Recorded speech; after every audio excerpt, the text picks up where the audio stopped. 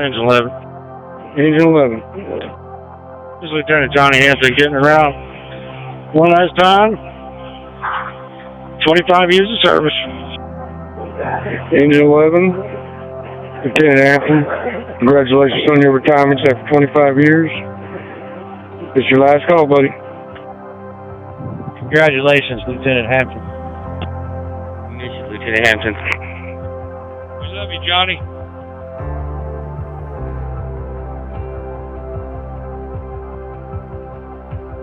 Talking to him later on, I scared the living bejesus out of him when I understand, because he thought I was dead. Let alone Engine 18 missed their turn when they got disregarded and hit the second turn and basically saw us come over and land. And he was right there on top of us calling a mayday to get us out and get the cavalry coming. And I thought he was in there when I asked this question. I said, hey, can I get a sheet to rest my head on? I thought this was way far into the whole process of getting me out. And he said, I guess it was pretty early because the two paramedics, Jeremy and Judd, were walking up, and all they heard was get a sheet, not knowing it was for me to rest my head on. And they're like, he can't be this far gone. What's going on?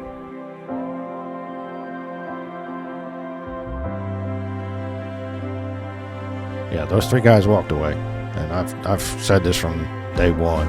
I'll take this on. You guys walked away. I can take this on. I'll be fine.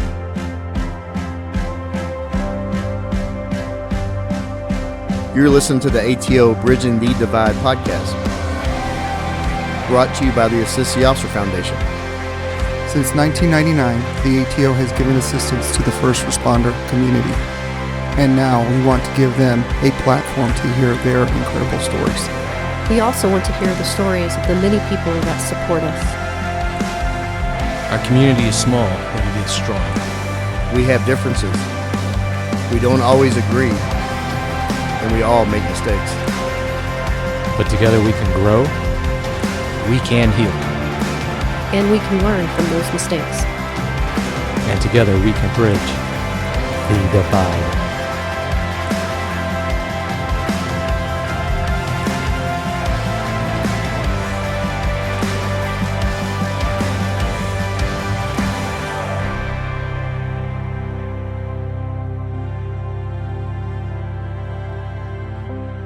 Forged in fire. Forged in fire is an idiom that signifies being strengthened or hardened through intense trials, struggles, and adversity. It implies that difficult experience, like the intense heat needed as a forged metal, can build resilience, character, and ultimately lead to a stronger, more defined outcome. Today's guest story began in Maryland, growing up the son of a firefighter, learning discipline through sports and taking his unique natural leadership qualities to the historic 82nd Airborne. After an amazing military career, this guest joined the Dallas Fire Department in 2000 to continue his commitment to service. We will detail this man's life and career and talk about his recent retirement. In preparation for this episode, I spoke to several of his colleagues, and a common theme continued to surface: leadership. This is what one of his coworkers had to say about this guest.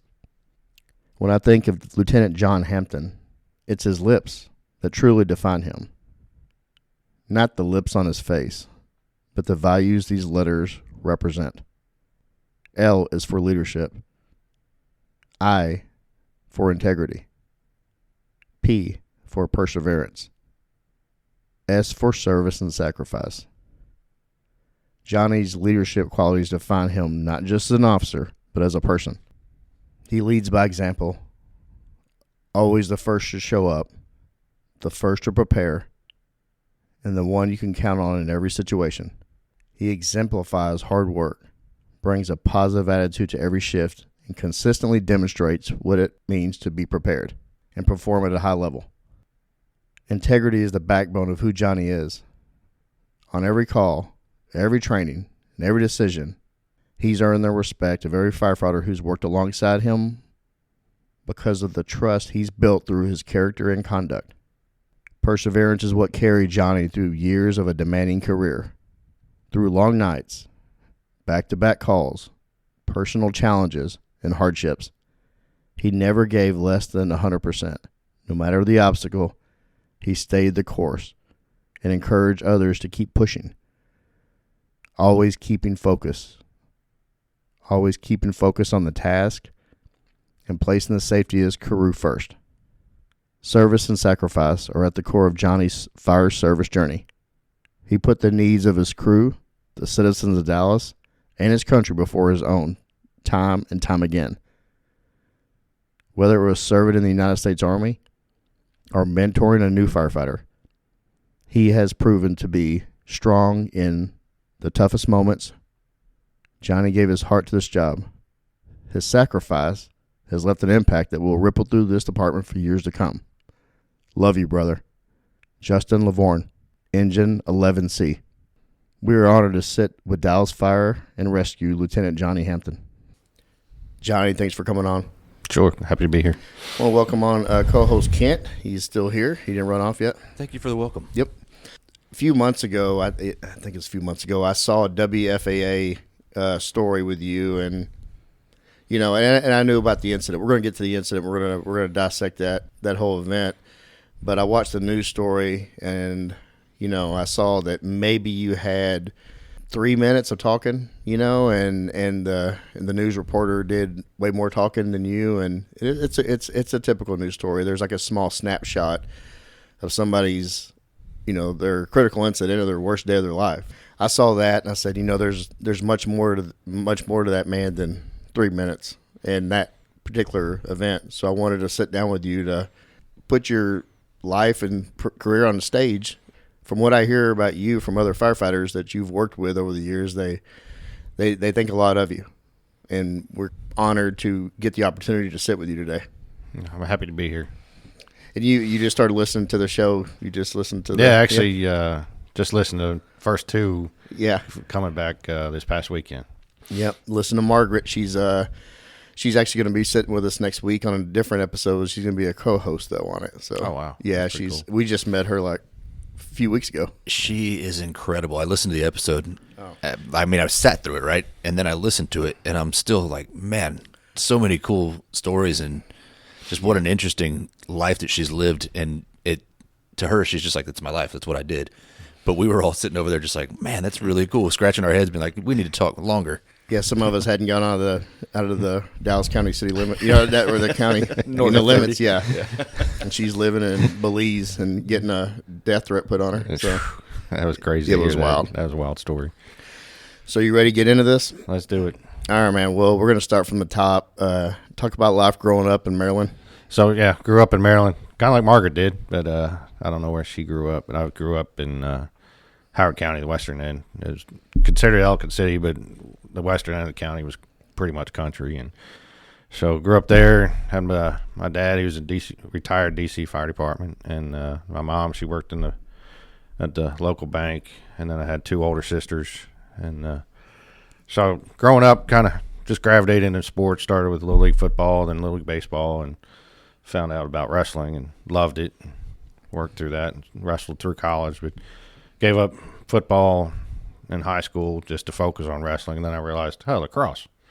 Give me a stick and tell me I hit somebody. That's got to be great. Did you have a cool nickname for wrestling? No, nothing. No cool nicknames. What was the weight class? I was a lightweight. Lightweight. In high school, I was 98 pounds. Okay. And then I went in college. I was started at 118. Yeah, well, that's 20 pounds. Yeah, that's a big. So jump. yeah, and when I finished high school, I was wrestling. I think in the 119 weight class. So I stayed about the same. And okay. Then, when I finished college, my last 2 years of college wrestling, I got hurt. So I never finished my junior or senior year. But yeah, a lot of dedication and discipline out of that sport. You learn a lot of discipline, and because you can be the greatest wrestler. You make one wrong move, you're hemmed up. Yeah, and then granted, it's a team sport, but it's an individual sport, so you have nobody else to rely on out there. It's you and you alone, and if you do, like you said, do something wrong, everybody knows it. You're going to pay for it. Yeah. So we're going back into the college and or the wrestling in your college career, but your father was a firefighter. Yes. Can you talk about him? So he was a DC fire. I remember He was a lieutenant at 21 Engine, and they called him the Alley Rats. And actually, I still stay in touch with this guy, Danny Potter. His story with his wife at the World Trade Center was is crazy to get to hear that story. But he was one of my dad's rookies at 21 Engine, and he went up to FDNY. And if you ever see the picture of the guy on the park bench, that's Danny Potter up in after the World Trade Center came down. He was looking for his wife. Yeah, that was him. So he stays in touch with me some. But I mean, just remember going down to 21 Engine with my dad and some of the stories there. And then he went to make captain and ended up being at Engine 4 Squad 2. And they rode basically the floor. And if it's engine run, they go off on that. If squad run, they'd take that until they had an incident outside of Rescue 1 when the rescue was gone and the firehouse. Some people died. Well, after that, now we're going to take this and you guys are full-time rescue and you guys are full-time engine companies. And so then he became the captain on the Squad 2 and then eventually got moved to dispatch where he eventually became battalion chief and he ended up retiring out of Battalion 1. How many years? He did. I believe it was 30 years, 3 months, and 8 days, I think he said. Man, you firefighters, y'all get a long career. We tried to. Yeah. I tried, but I had other plans too. So I've got some experience in dispatch that I'd rather not talk too much about, but in the police side, dispatch is almost looked at as punishment. But on the fire side, I noticed every time we went over there, those guys were living their best life. Well, I was down there too, and I can't say I lived my best life. It wasn't quite as bad as our side was. I think so. But it was interesting. You said your father ended up down in dispatch. Was it the same thing there? Was it? So for him, he was they run the floor differently. It's all civilians, and so he was kind of over the civilians and some fire on that side. It's more administrative. Whereas for the fire dispatch, I mean, I was voluntold, hey, you're promoting. You want to go dispatch or dispatch? Well, I guess I'm going to dispatch. So narrowed your options there. Yeah, it did. I was number 9 on that phone call list or 7. I don't know, but so for some, it's hey, you're voluntold to go there, and others, it's hey, I'm going to go there, and it's a benefit that hey, guys get hurt, you got an opportunity to go down there and continue working.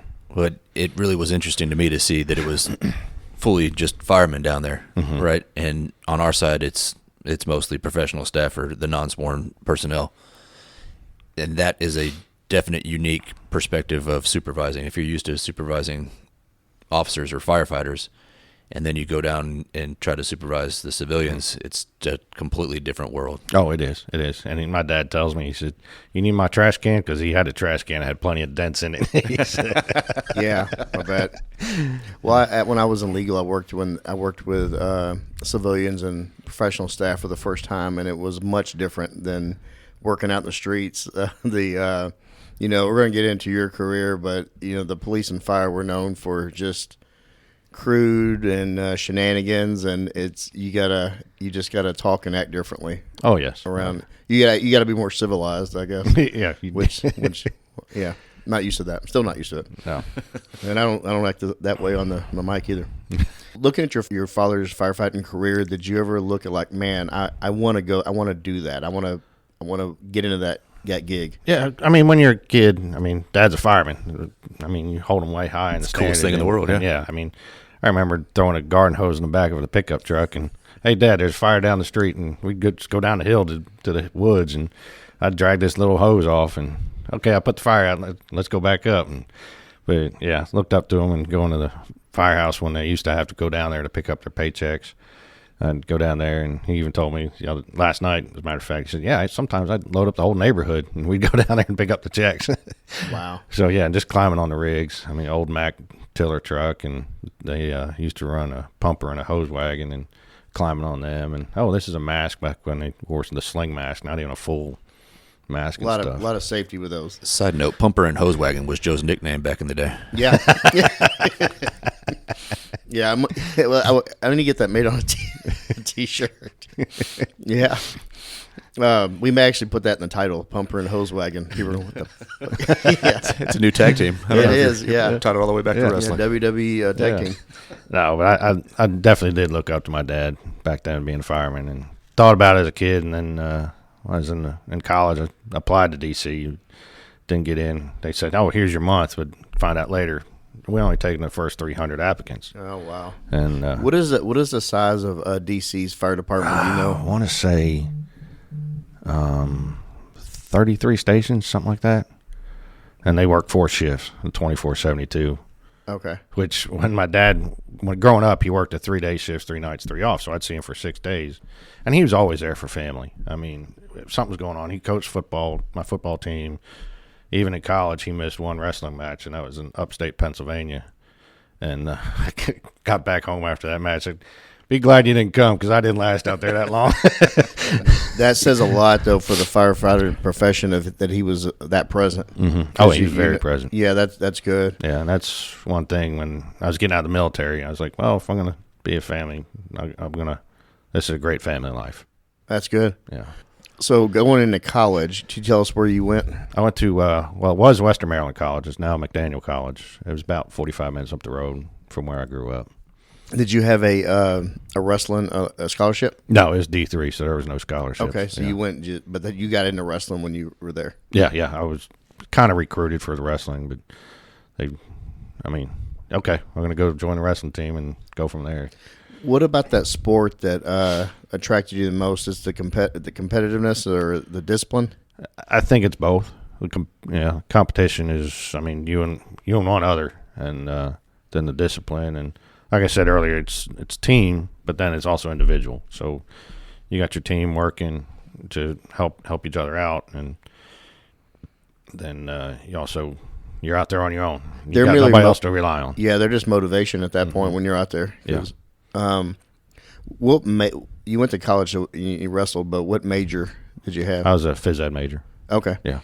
Now, I had no intention of what I wanted to do in life. I thought maybe I'll be an athletic trainer. But was that because you applied for the fire and it didn't work out? So I'm just going to go to college and then. No, I was in college. Okay, and then you applied. Then I applied. Okay. I even, I think it was during my freshman year, I thought about I'm just going to drop out and go join the Marines, but I realized crayons didn't taste too good. Yeah. But speaking of military, though, you ended up after college. Mm-hmm. Where did you go? So I did ROTC, and no plan of the military at all. And my mom actually, she's like, hey, during the orientation, she just mentioned, hey, why don't you go do this rappelling? Okay, sure. And I was like, this is pretty cool. And they're like, and talking to the instructors of the ROTC program, like, hey, you can take this class, and there's no obligation until your junior year. And okay, sure, I'll take it. Should be an easy grade. And yeah, it was. And I got the discipline from that also. And it was, we were invading Iraq the first time, going into Iraq. And we're walking into wrestling practice, and the guy at the front desk says, hey, did y'all hear? We're like, no, what? He said, we just invaded Iraq. We're like, all right. So, and I was injured, so I couldn't practice, but I was up running the gym, just a whole hour and a half, 2 hour practice, just running. I was like, I'm gonna make this. I'm gonna go to the military, and sure enough, that's where I went. And so I graduated college, and then in May, and then November, I was assigned. I got orders to report to Fort Benning, Georgia, for infantry school. And I went through that. And I've already done airborne school through ROTC, so infantry school, and I went to Ranger school. And then got assigned to Fort Bragg with the 82nd Airborne. There's a history with that division, right? Oh, yes. Very historic and iconic. They're kind of known. Yeah, a little bit known. Yeah, so that's where I wanted to go. That was my number one pick, go to the 82nd Airborne. Why'd you want to go there?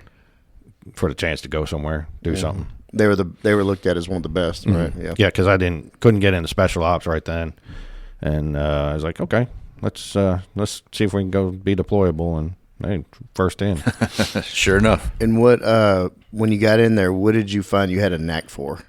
I'm going to go off not really a knack for, but things I've learned from being in the military I brought to the fire department was leadership. How do you handle the guys? I learned a lot from leadership, and I brought to the fire department of, hey, you got to train these guys. And I look back I wish I would have done more when I was in the infantry. Hey guys, we're going to practice clearing rooms. We're going to do this. I mean, we had our schedule of 6 weeks of training phase, 6 weeks of support phase, 6 weeks of you're on mission cycle, and you rotated from 2 to 4 to 6 hour recalls. And we could have done more. I could have had more stuff going on, and when especially when Engine 11 became RIT, okay, we're going to train. I tried to do something every Monday. We're on shift specifically for that, but I was like, we got to do more. I'm going to make sure we do more. And my driver, Justin, he calls me Little Hitler sometimes. Yeah. Oh, Little Hitler's back. Making us clean the kitchen. It's just do the right thing. Right. I mean, do the hard right, not the easy It wrong. doesn't sound like you like sitting still. No, I don't. Guys are like, let's see if we can get him some more coffee and see what happens to him. Yeah, just as a social experiment. Yeah, that happened one morning. I'm like, okay, I'm going to go to whatever coffee shop and get this supercharged coffee and see how he handles this. As far as leadership, do you find that you learn more lessons by reflecting on what you didn't do more than kind of what you did? That along with just how you learn from mistakes. 100%. Yeah. I just personally, I don't know if I did a great job while I was doing it, but when I can look back and people are asking me questions about how I would do things, it's easier for me to see things retrospectively than it is when you're in the moment and actually doing things. So I don't know, maybe that's everything in life is a little bit easier to look back on, but Well, no, like hindsight is, in fact, is 2020. It's not just a cliche; it's real. And I think that's the qualities though of a good leader, though, that you can be self-aware and recognize you could have done better. Because let's be honest, I could speak from the PD, and I'm guessing on the fire, you have some leaders that really aren't leaders, and they never learn from their mistakes. Oh yeah, I mean, there's plenty. I mean, you can definitely learn from mistakes and move forward. And there's some guys that don't, and they keep their head in the ground. It's like you can't do that. You can't be as rigid. Oh yeah, you got to be flexible. Right. I mean, just when dealing with different people, one person reacts this way and another one works this way. And I'm sure in the police side, but definitely in the fire side, how when I first came on, there was nothing to be. It was common to be yelled at. Hey, you're doing this wrong, dumb rookie kind of stuff. Mm-hmm. And now, if you do that, like, I don't like to be talked that way. So you got to, and I found that, hey, we got to take the new guys when they show up and treat them differently. I mean, when I was cleaning out my closet or my locker at the station, guy Charlie Hill was with me, and I met him his first day walking in the back door of the firehouse. And he brought in some donuts and put them down. I walked in the kitchen, saw him, and said, guess we're not good enough for Krispy Kreme. Turned around and walked out. And he's just like, oh, crap, I screwed up from the beginning. But nowadays, it's like, hey, meet the new guy. Come here. Let's show you how we do this. And this is how we put our stuff on the edge. And this is how we take the other guy's stuff off. And that whole, you got to be kind of gentler almost. So yeah, we it's a new generation, and we deal with that even on the PD, it's just it's different.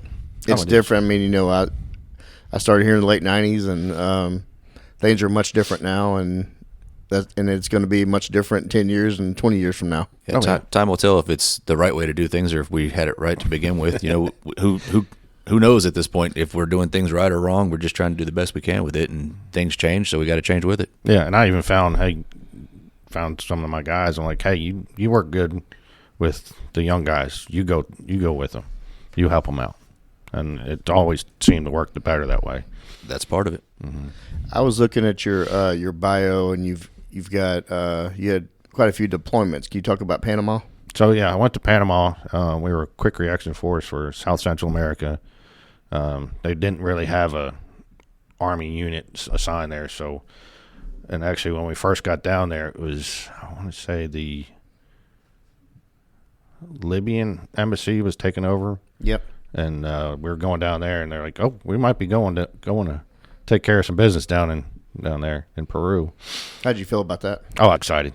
All of us were. You wanted some action. Yeah. That's part of why I wanted to go to the 82nd and might get some action and stuff. But looking back, I was a peacetime veteran. I mean, it's a blessing and a curse.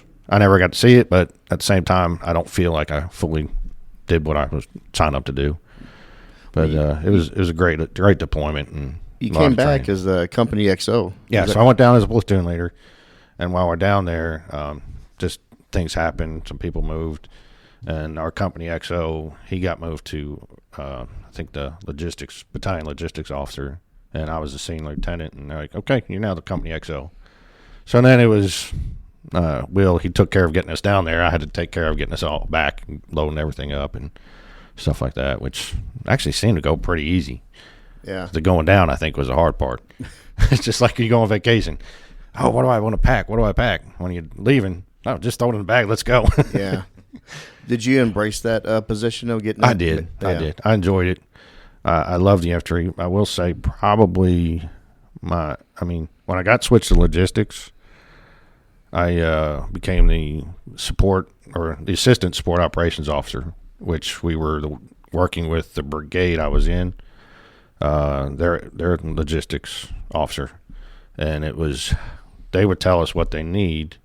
We'd figure out how to get it in, and then once we got it into our forward support battalion, they would distribute it. So we were the ones trying to work with them of what do you need and how we're going to get it in. And then eventually got moved to the battalion operations officer. So the boss I had in the support operations officer, he became the battalion executive officer. And I was still kind of, am I staying, going? What are my plans? I got to go to advanced course. And they're like, hey, we need a battalion operations officer. And the company at CO, or the battalion commander, he said, I want him. And there was a little stir because I wasn't advanced course qualified. And like, well, he's a captain. I want him. And finally I got the job, and might have pissed a few people off, but it is what it is. But I love that job. I got to do some plans. I was over the basically, hey, if we went somewhere, how do we defend the forward support battalion?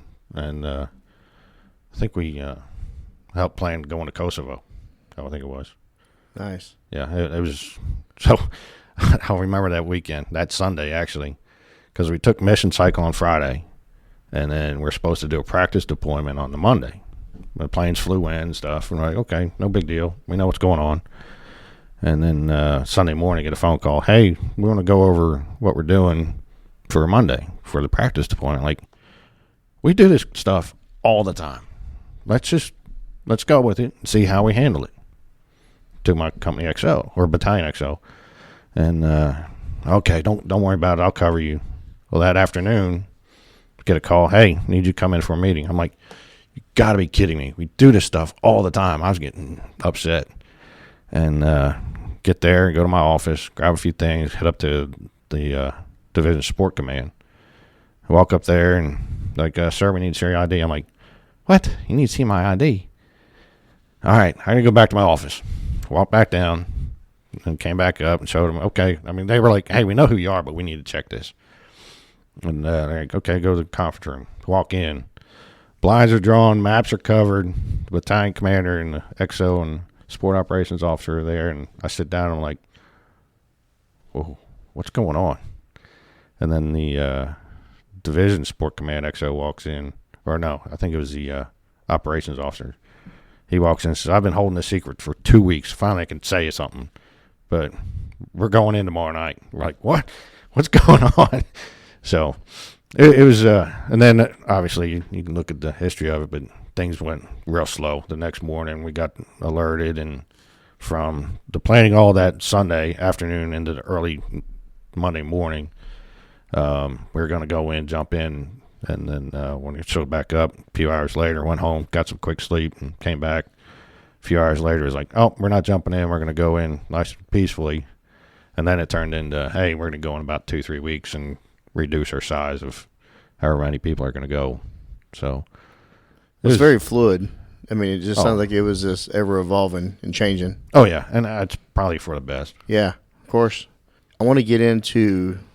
You had your military career going. It was going along great. I mean, as far as you promoting up, when did you decide, I think I'm going to revisit this fire fighting business? So I realized that being in support was not for me.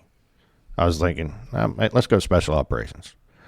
And my wife at the time, we talked, and more I did research. I was like, this is not a good family life. I mean, high divorce rate, and guys, if you make it and then you get on a team, you're gone a lot. And it's not just a steady, you're gone. It's come home, go.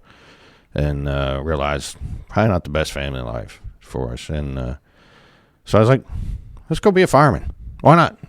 So I started testing across the country. I mean, shoot, I tested in Phoenix, Orlando, Denver. The day I was moving here to Dallas, I got a letter from Charlotte, hey, apply. Wow. Yeah, so I just wanted to be in a bigger city, try to be in the South, but I was just going to go all over the place. And when you got that call from Dallas, how was that? That's pretty cool. Yeah. I mean, because they have a great reputation. They do. And my dad, he's been down here before, and he knew that Dallas had a great reputation, good fire department. What kind of? Yeah, I'm guessing you had family support whenever you decided I'm going to go do some firefighting in Dallas. Yeah. I mean, it was like, I think my number one choice. Well, I didn't have a number one choice. My wife at the time, she, I think, really wanted Orlando because of Disney. Yeah, wow. Go figure. That'd get old and expensive quick. Yeah. But I landed here, and everybody's supportive. My dad was real supportive. Hey, that's a great department. You're going to do well there. And what year was this? In 2000. Okay, 2000. I started April of 2000. So what was the culture like of when you got into the academy? I want getting into that. What was the culture like there? I mean, there's big brotherhood, sisterhood, and a lot of camaraderie, and that's one thing I was looking for. I was kind of losing that to a point with the military. I mean, it was different going from the infantry, and then as you move up, you get more staff jobs, so you're not right with the guys all the time. And I noticed that even when I came here to do the physical agility. See, the rookie class that was in there was cheering on the guys doing the physical agility test. I'm like, oh, that's pretty cool. And yeah, you can definitely tell the camaraderie culture back then. And that appealed to you? Oh, definitely. Yeah. And yeah, you've already. I was thinking about this when I was writing this. The flow for this is the brotherhood and sisterhood that you had in the military. How was it different from military to the fire department? I'll say that the fire department, you're more close knit compared to military, because I was an officer, so you're looked at differently. You're not, hey, you're part of us, but you're not part of us. You're our boss, and you're kind of separated. And that's one thing I almost wish that, like I said, training wise, hey, let's go do this, and I'll be right there with you doing it. And looking back, I wish I would have done more of that stuff. And being a leader, you don't realize how many lives you can influence, and you're in a position to influence lives and careers, and that also can trickle down to home life. Mm-hmm. When they leave the state fire station, they go home. Who they are and who they're molded to be by their leaders can greatly affect or infect their home life and just the way they treat people and who they are.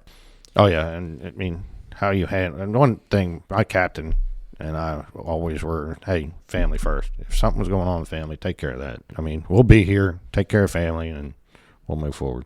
So the military is known for having a pretty good leadership program, right? They teach you how to be a leader. There's a lot of courses and stuff.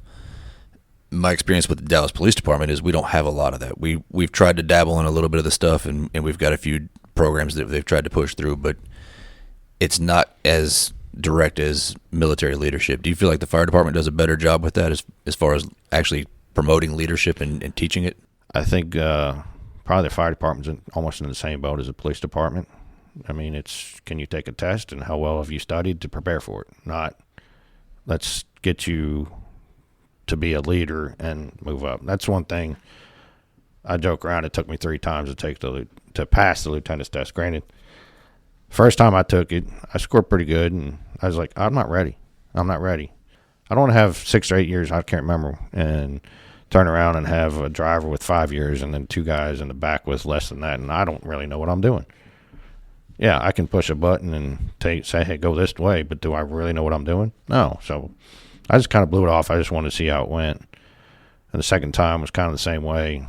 I remember a fire we had off of Wycliffe one morning, and I was the driver and stepping up to be a lieutenant that day.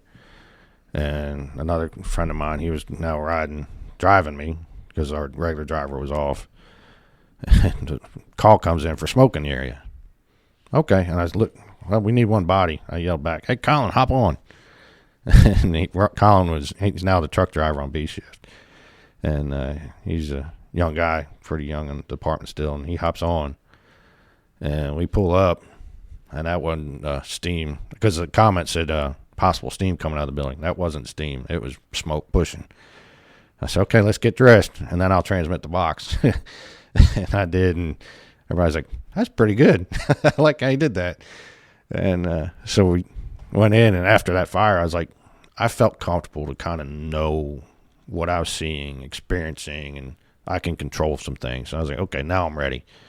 And I'll never forget Greg Griffin, I think, and I told him, he says, "I've been telling you you're ready to be a lieutenant. You just didn't want to listen."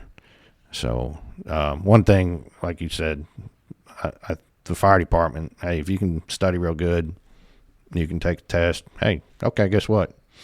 Let's move you up, kind of thing. Move you to driver. And then when you start going for officer, well, now we're going to do the assessment centers, which those have changed, but I still think the leadership aspect of training and teaching needs to be tweaked a little bit. It's really intriguing to me because I grew up in a military town. I grew up right outside of Randolph Air Force Base, right up just around San Antonio, and there's tons of military bases all over there. So I saw a lot of people that moved through their careers through the military, and you really can observe the leadership. Oh, yeah. And I don't see that in the police department, but I don't know. There has to be a tangible thing that you can put your finger on for promotion too, right? You can't just promote people because you like them. Mm-hmm. That's how we get to the upper levels. But at the beginning of your career, you have to have something that's testable.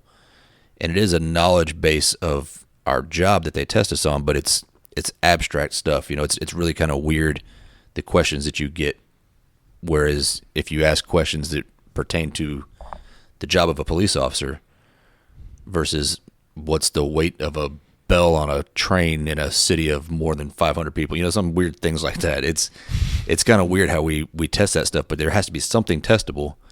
But even then, you should be like the mentoring process for leadership, right? Mm-hmm. I think that leadership is learned, but it's more absorbed than it is taught, right? So you have to experience it more than just sit through a book and read it. I don't think that's how leadership's taught. No, I agree. It's like we even said, you learn things looking back. You make a mistake, you can learn from it, and then how do you affect that and moving forward? And you got to also learn to take care of your crew. You take care of your crew, they're going to take care of you. And I don't know how the police does it, because most of the time you guys are in the car by yourself, which that's got to be. I would find that being difficult. You're out there on your own, almost like when I was in dispatch. You had your own little island, right? And but yeah, you can mess with other people and get up, walk around, but you had your island you're working at. And so in the police, you guys are in your car by yourself most of the time.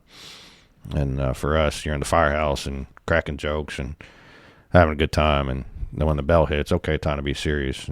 But at the same time, okay, in the firehouse, we're going to train or we got to clean. But let's joke around, let's relax, especially for us at Engine 11. We're busy. It was nothing for a stretch to make 20 runs in a shift. And, okay, guys, they'd always say, "Hey, what are we going to do today, Lou?" I'm like, fight fire and take naps, and probably heavy on the naps. That's a good day, right? Yeah. Where did you start? I started in South Dallas, Station 44. Which is off of? It was off of Lagow and Frank, and now it's just Lagow and I don't even know. It's a little further up. I just went to it. Went to it a couple months ago. It's nice and new.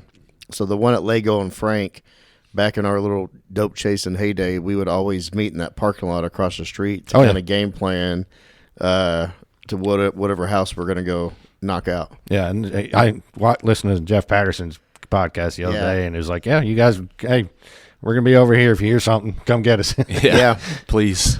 Yeah, that was we looked at the fire stations as for one, we could go in and go to the restroom and then chat y'all up and then get our head straight. But also, we looked at it as a safe place for us to park a squad car. Oh yeah, and leave it.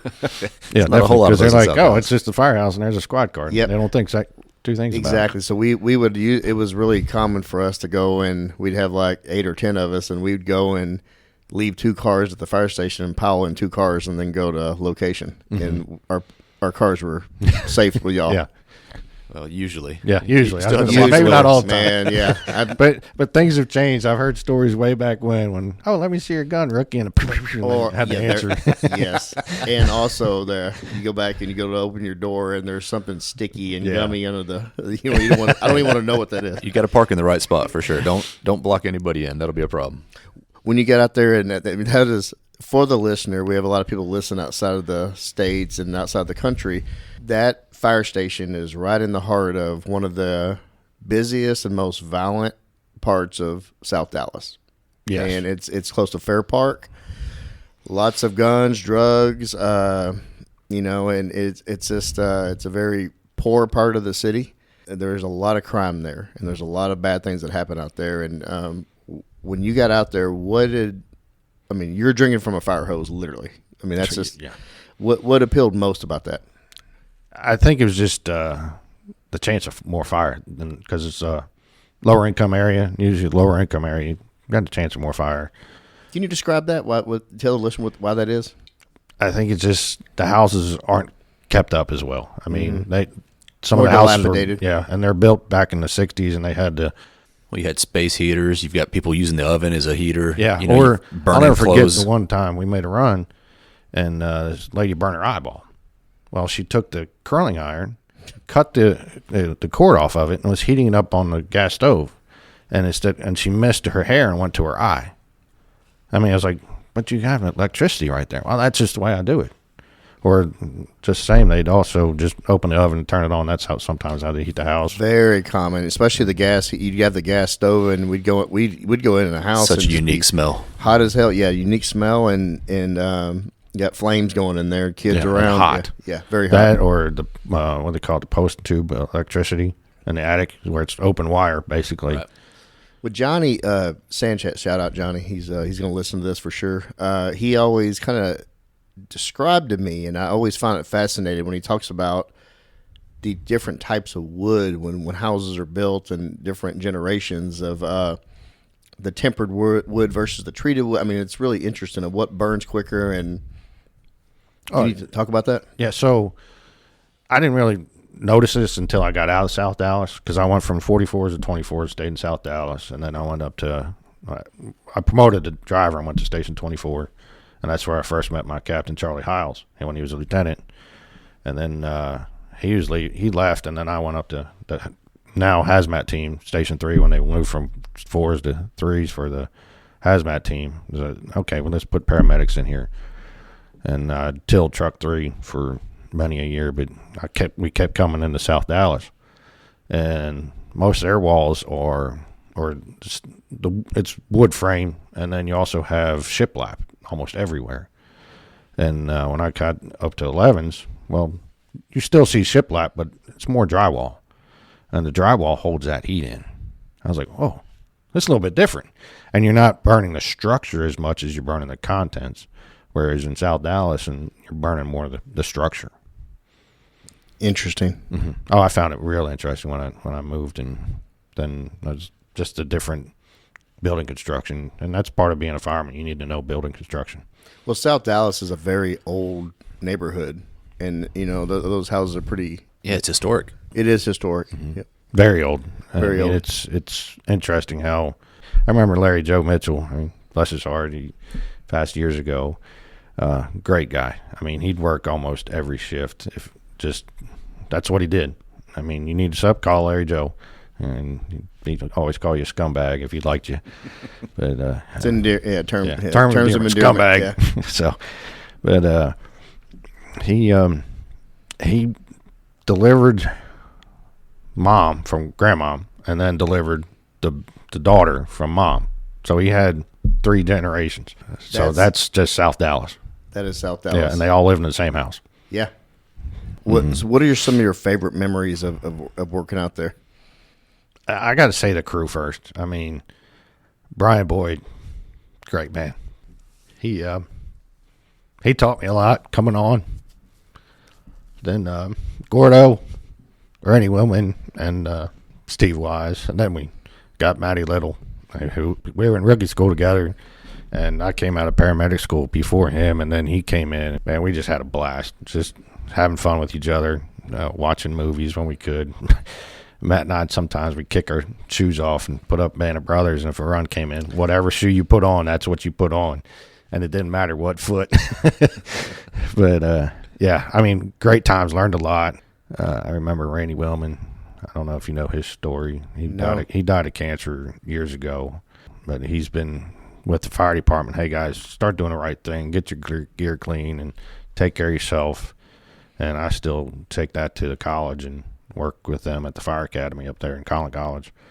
But he grabbed me the first day. Hey, you know what to do. You're doing the right thing. Just keep doing it. And man, they taught me a lot about fighting fire. And there's been plenty of times when I was a rookie at 44s and guys at 24s were there, and they'd be yelling at me. I was like, I'd probably got yelled at from their station some days just because they thought I was doing something wrong. So you talk about the passing away of cancer. Was it a unique type cancer that was unique to the fighting business? So he got a rare stomach cancer, and it took a while. But they were like, hey, the only way you can get this, it wasn't hereditary, was the fire service. And they ended up figuring that out, and so now he's his family. I mean, Garrett, his son, he's like, hey, this is what caused it. So yeah, I take that story and take it up and try to pass that along. Hey guys, take care of yourself, because if you can't take care of yourself, you're not going to take care of your family or your head. We didn't know about, you started in 2000, but what happened in 2001? 9/11. Mm-hmm. And years later, that's when we talked about it before on the show, that so much more information started coming out about what the firefighting community, what they're exposed to and what it causes down the road, because it wasn't talked about before. No, it wasn't talked about at all until down the road after September 11th. And then with Randy's thing, is like, guys, we got to start taking care of ourselves. It's not just let's eat fried food every morning or 3 meals, and we got to take showers. I mean, now if you have a good fire and you're in there working, hey, they wanted you to start deconning at the scene, go back home, take a shower, and then go back in service. They even issued us a second set of gear, and I think now they're doing something with Quartermaster program, where, hey, Chief discussed it. We're going to bring you a new set and that kind of stuff. Hell, every little bit helps, because that was not done before. I mean, even going back to, we had David Lindsay on starting in '81. There weren't many safety measures done. You basically you'd go out and you'd work a scene, take your crap off, try to go back to bed, and you're right back into that same suit. Oh yeah. And I mean, the culture's changed from how dirty can I get my gear to be, and then hey, if your gear's nasty, you probably need to get it clean, because you're going to start affecting yourself, and that affecting yourself then affects your crew, and then just the steamrolls, and then it'll affect your family too. Of course. You did mention something that kind of made me smile. You talked about putting Band of Brothers on. I've been trying to get Kent to watch that, because it's one of my favorite all-time shows. Oh, it's a great show. Well, Friday, we're actually going to be sitting with a Dallas police officer, Chris Langlois. His grandfather was Doc Rowe in the show. Oh wow. Yeah. So, and now he writes children's books about Easy Company, about the Airborne, and about the story of Band of Brothers, but they're children's books to keep his grandfather's story alive. Oh, that's pretty cool. Oh yeah, I'm very excited. Seeing that. I'm going to be geeking out sitting there, because what I take away, and Kent's probably tired of hearing this, I took away of seeing how pure great leadership, natural leadership, can affect any task or a unit, and then how bad leadership can just destroy. Mm-hmm. And that show, I think, highlighted that amazingly. It did. I mean, how poor leadership will kill morale, for one. But if you got good leadership, it'll keep morale up even when the organization morale might be coming down. You can keep your core unit morale up and things like that. What's the leader? I mean, you as a leader, that's your job. Your job is to take care of the people below you. Mm-hmm. And I've always said, if you can take care of the crew below you, the guys below you, they'll take care of you too. Yeah, they can make you look really good. Mm-hmm. But if you go in and you beat them down every day and you don't pick them up, they're going to stay down there. Mm-hmm. It's your job as a leader to pick them up. Oh yeah, and that's part of it. I joke around about, hey, we're going to fight fire and take naps. Just, hey guys, today we're going to kind of relaxing, but there's some days when we got to do work. Yeah. Like, hey, you're working Wednesday, let's clean the kitchen, and I jump in there right there with them. I mean, you're cleaning, I'm going to clean. So, and it helped because firehouse kitchens can get pretty nasty Oh, if I you don't bet. keep Yeah. it up. I mean, Yeah, bunch of grown men and running around. Yeah, living there. Yeah, it's like a frat house. oh yeah, it can be. What was home like for you at this point? Oh, when I was down in South Dallas, I mean, it was good. I mean, so my son, he's now 24 and he's trying to get on the fire department. He's like me, test everywhere. He's in the process in Dallas, and he's in the process of Atlanta, Charlotte, DC. So, Dang, are you hoping he gets Dallas? Actually, no. No, okay. No, I want him to have his own legacy. Don't follow in Dad's footsteps, and do your thing. I mean, yeah, I wanted to be in DC, follow my dad's footsteps, but it's probably a good thing I didn't. I did my own thing. Plus, he's like, Dad, I grew up here. I want to do my thing. I'm like, yeah, great. Good for him. So, and one other thing we talked about is, do you want to be a paramedic and a part-time fireman, or you want to be a full-time fireman? Do you want to be a full-time fireman? Let's go east or north. And here in Dallas, you're basically a full-time paramedic with a part-time fireman position. I mean, yeah, you're a firefighter, but hey, I'm on ambulance today. I'm on the truck today. I'm on the engine the following shift. Now I'm back on the ambulance. And, oh, I'm supposed to be on the engine. Oh, so-and-so called in sick. Guess what? You're back on the ambulance. And you go to other cities, your focus is I'm on the engine or I'm on the truck. And there's that camaraderie and the tradition of engine versus truck. And you get that some here. I mean, we always give Buster truck guys chops of, hey, you can flatten round those tires out, make a lap or something. Hey, oh, there's a house cat just sitting there once again when we're back in. To be a paramedic and firefighter is totally different, but y'all get called out so many times on medical emergencies, right? Oh, yeah. And a lot of them shouldn't have been put in. I mean, realistically, it happens with us with 911 calls too. Yeah, and when I was in dispatch, I'd be like, oh, this hurts, but I got to hit send. This hurts. And sometimes I'd hit send, see the guys getting around, and I'd call them on the cell phone, say, hey, guys, sorry I had to do this, but this is what's going on. But, yeah, and, I mean, listen to Jeff Patterson's podcast the other day, and my wife says, you really go out on that stuff? I said, yeah. I mean, I need a blood pressure. I think my blood pressure's up at 2 a.m. Can you check it? Oh, you're fine. Okay, that's all I wanted. That kind of stuff. And serving the city. Yeah, and it's job security too. When you flip the script in your head of, oh, I got to go out and do this. Hey, they could not be calling, and you could also not have a job. True.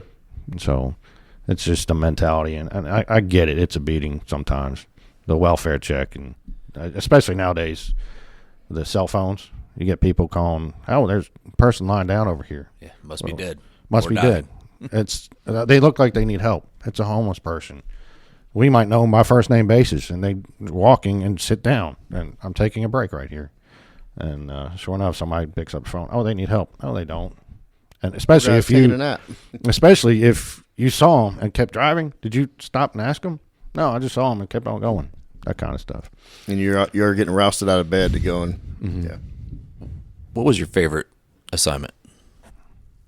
Being at 11s, especially as a lieutenant there.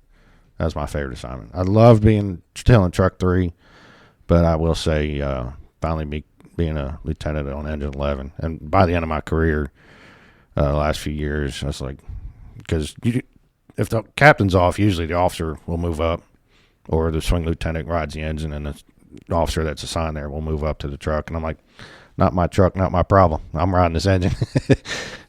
What about 11? Always something.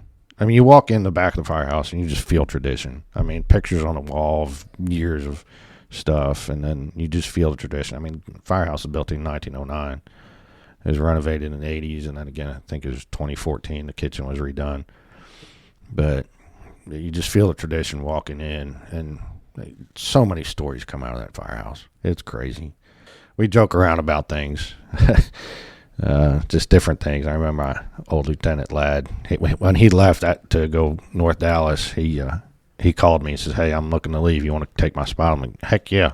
And actually, I was on a middle of the Caribbean on a cruise with my kids, and when that happened, and so going back there, and just he was always a jokester, and something happening, but I was blessed to be able to go back to that place, and just some of the things and stories and would come out of there. It's always something.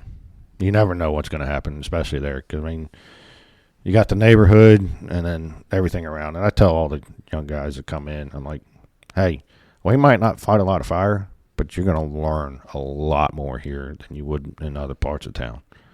And I get guys swing in or something, and they're like, how do you know this? I said, I've been doing it a lot, but I got to give it to Chief Hampton when I was on light duty and was assigned to him, then doing building construction and then fire protection systems. I learned so much on that. So you go to a fire alarm, like, okay, what am I looking at? And you're like, well, that's red, so that's fire. This is gray. It's going to be your domestic stuff, like your water and that. So we start looking at this, and then you figure it all out. So speaking of not knowing what you're going to get into at 11, I'm going to take you back to July 21st, just last year. I send out a lot of bios whenever get preparing for these episodes, and your bio was very descriptive and very riveting. It was like honestly, it was like reading a novel about that night, or that when it happened. I kind of want to bring that text to life. So can you kind of just tell us how the day started and lead up to everything? Well, we'll see how this goes. We can take pauses. This might get a little rough, but that's all right. Woke up that morning, just a Sunday morning. One thing of it, I actually woke up early. No thought. Just okay. Got up. Well, I got up early. Let's get up, get out of here. It's nothing big going on. And so remarried, and we have at that time a 2-year-old daughter, and she was in the pack and play in our room, I believe. And my wife Courtney, she's like, whatever you do, don't kiss her because she'll wake up, and then I got to put her in the bed with me, and then I can't sleep, and I want to sleep. So I learned to just let her sleep as much as I want to go give her a kiss and say goodbye or something, even if she's upstairs in her room. What is her name? Haley. And so I got up that morning and did my thing and left early. And Courtney was like, later on, she's like, why'd you leave early? And she realized I left early because Haley woke up, and then she put her in the bed with her, and she can't get on me because I didn't budge her at all. She just happened to wake up. But got to the firehouse, and driving in, I was like, it's raining a little bit.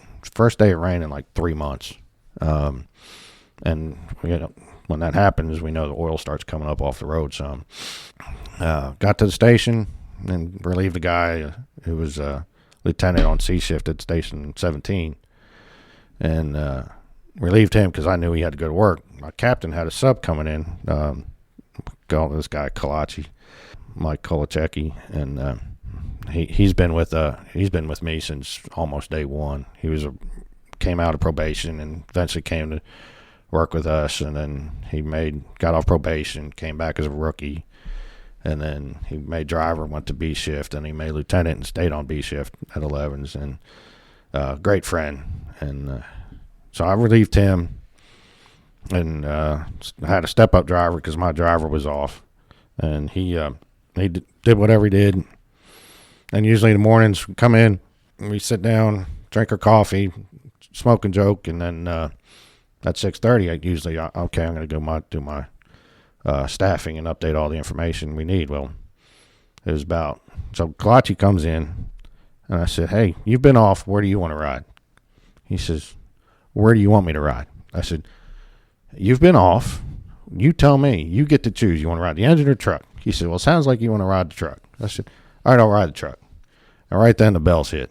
Box is transmitted down in 3's district. And I turned around and said, too late, sucker. Turned around and hopped on, put my stuff on, climbed in, and we started out the door. And as we're looking, I started out, Avery was in the back behind me.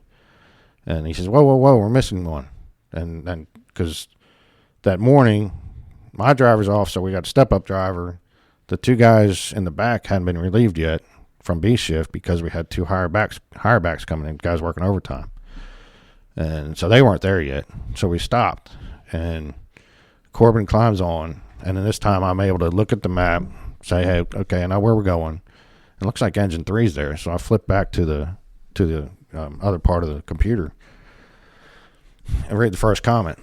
It says, fire in the fireplace. I was like, isn't that where it's supposed to be? Yeah.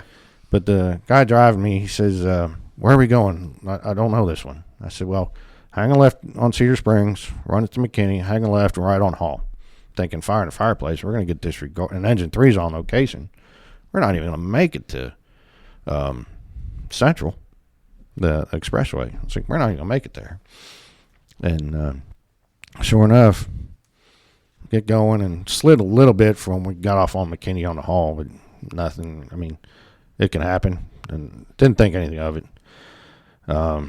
But started going down the road, and I told Eric as we headed out the door, I said, man, we're RIT, which for us, RIT is we're almost like a quick reaction force. If something goes wrong, somebody gets hurt or injured or trapped in a fire, the RIT guys go get them out. We're specially trained of, hey, you guys go get them. And so we were RIT on this box. So we're the fourth engine. I said, man, we're RIT. It's starting to rain. Just take your time. And sure enough, he took his time. I mean, we weren't in any major hurry, especially after I read that first comment, the fire in the fireplace. It's all of a sudden, oh, we're at Central. Hang a right. Okay. And he's like, you want me to get on? I said, yeah, let's get up on the expressway, and then we'll take the Live Oak exit. And as we got up on the overpass, so that stretch of highway is all overpass. It's where 75 and 45 come together. It's I-345. It's all overpass. That's for probably half mile to a mile. Yeah. And the wall in that section, the walls aren't that big for keeping anything up. So we got disregarded. They tapped out the box. Okay, we're disregarded. And at that point, the back end of the engine wanted to keep going faster, going to keep going. I got to get there. And the front end's like, okay, I'm going to slow down. And that's when we started sliding. It was still misty and raining at that point? Yeah, it was still misty raining. And then I remember grabbing the Jesus handle, and as we started to slide and saying, whoa, whoa, whoa. And actually, I'll back up. So right before we got disregarded, I looked down and saw the hose come off my air pack to my face piece was up under my seatbelt. I'm like, I never have it there. I always have it thrown up in the middle. So I was like, let me undo my seatbelt. I was like, just leave it. We're about to be disregarded.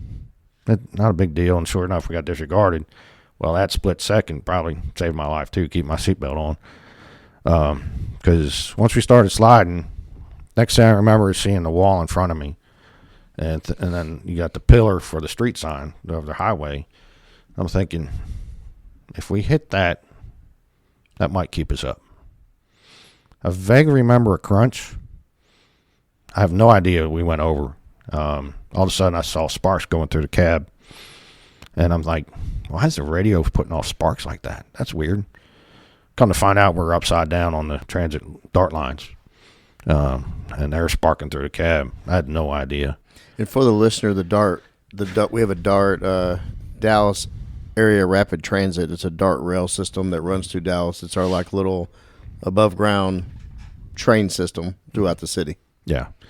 So we got it, hit those, and then I just saw the sparks thinking, why is the radio putting off sparks like that? And then next thing I know is I hear McLemore's voice, Mike McLemore. He's lieutenant of Engine 18. I hear his voice. I'm like, hey, is that Mac? He's like, yeah. I said, get me out of here. And talking to him later on, I scared the living bejesus out of him when I understand, because he thought I was dead. Let alone Engine 18 missed their turn when they got disregarded. Or at some point they missed a turn, whether going or something, and hit the second turn and basically saw us come over and land. And he was right there on top of us calling a mayday to get us out and get the cavalry coming. I want to back it up just slightly. So the significance of Corbin being slightly late. 18 seconds before we went over the bridge, the train went through that area. I don't think it was the tracks we landed, but that area. And everybody, if you see train tracks side by side, they're pretty close. But Yeah. it 18 seconds, we could have landed on that train, next to that train, or in front of it. Who knows? And been a whole different story. Same thing with you telling them, hey, we're probably going to get disregarded on this, so just go a little bit slower. Yeah. Just take your time. We don't need to be hauling butt to a fire. Just we know this in the fireplace, and probably won't be much. When you're hearing Mac's voice and you could clearly probably hear a panic in it, did you realize what the hell was going on at that point? I don't even remember really hearing his voice other than, yeah, it's Mac. And no idea what's going on. I know I was saying my left knee hurt I don't know, but probably one of the first things. But that time I was trapped for 45 minutes. And they have actually called the amputation team, put them on standby. You're upside down in a fire engine. Mm-hmm. Actually, we're on our side now. And I don't remember most of this.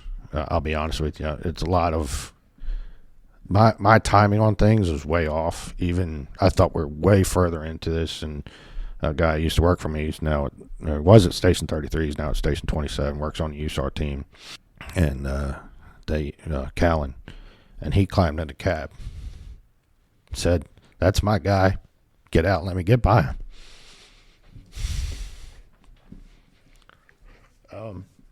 And at some point, I knew he was in there, and I thought he was in there when I asked this question. I said, "Hey, can I get a sheet to rest my head on?" I thought this was way far into this whole process of getting me out. And they said, I guess it was pretty early because the two paramedics, Jeremy and Judd, were walking up, and all they heard was get a sheet, not knowing it was for me to rest my head on. And they were like, "He can't be this far gone. What's going on?" And it messed with the sheet them. thing. So a lot of times, somebody dies, we'll cover them with the sheet until or to just cover them up. I mean, you see that all the time on shows, and they're thinking he can't be this far gone that we can't work with him. And so they eventually got it, but in my head, I thought I was so far into getting me out. Heck, I didn't even know it took 45 minutes till later. But they got the sheet, and I rested my head. And I don't know when Callan got in there at all, but I remember it was kind of weird. I thought he was in front of me the whole time. When he said, "No, I was right there by your left side." And I guess I finally realized I was on my right side, but I didn't. It's just where I was in orientation of everything. It was just kind of, I was going in and out, kind of, in my mind. For all I know, I was just chatting up a storm. But What you remember? Yeah, what I remember wasn't a whole lot. You were there for 45 minutes. What time of day is this? It was so the box came in at 5:55 right around 5:55 in the morning. So it's at 6 in the morning. I even remember feeling my phone was in my pocket and feeling it buzzing. Like, who the heck's calling me at 6 in the morning? What the heck's going on? And come to find out is my buddy Ladd, who was my old lieutenant, who's now in North Dallas. He heard about it, and he realized when I wasn't answering, I was in there. Because I hadn't even updated our riding positions on our MDCs yet. I said, okay, let's get our stuff on and figure it out, who's riding where. And then we'll update it. So they were seeing, when they're looking to see who's on here, they were seeing Tim Dickey. And the guys got there and realized it was me. And okay. And Ladd, he called like, "Hey, what's going on at Engine 11? And when I didn't answer, he's like, "Okay, now I know who it is." So you just kind of describe, like, you're in there, but Callan got in there, but who else is in there with you at that point? Did everybody else get extracted out? So the other three guys, the step-up driver and two guys in the back, all self-extricated. They got out on their own. Okay. And Corbin even says, I opened my door and was standing there watching Battalion 3 drive by, and I'm trying to wave them like, "Hey, come over here," when they were still kind of heading to the structure fire, which was already tapped out. And then eventually they turned around. But yeah, those three guys walked away. And I've said this from day one. I'll take this on. You guys walked away. I can take this on. I'll be fine. So you're there for 45 minutes. So how did they eventually get you out of there? Do you remember? So this is something that kind of came up later. Was we've never taken care of our own guys in a wreck where we have to get them out of a fire engine. Guys are trained on cars and trucks and buses and all this other stuff, but never worked on cutting out of a fire engine. And one thing with this one, the manufacturer, they put like an internal roll cage almost, which probably helped save our lives too. But that became a challenge, getting me out, what I understand. Because eventually when they finally cut the A post, which is the front post by the windshield and the door, it popped and shifted things. Because, I mean, like I said, I'm hearing all this later on.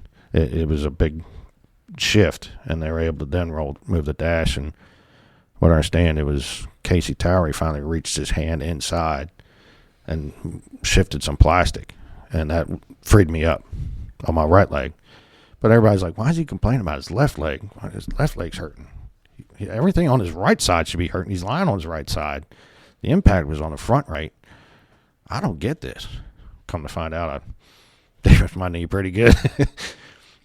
So when you got out, you were taken, I mean, what hospital were you taken to? I was taken to Baylor. So as they're getting me out, I remember them saying, hey, we're going to shove some webbing up underneath you because we got to lift you out. We can't just pull you out. They're even preparing to maybe take me out of the back. They're cutting a hole in the top of the cab, and we're thinking maybe we got to take the seats out and go that way. So they were working multiple angles of how to get me out.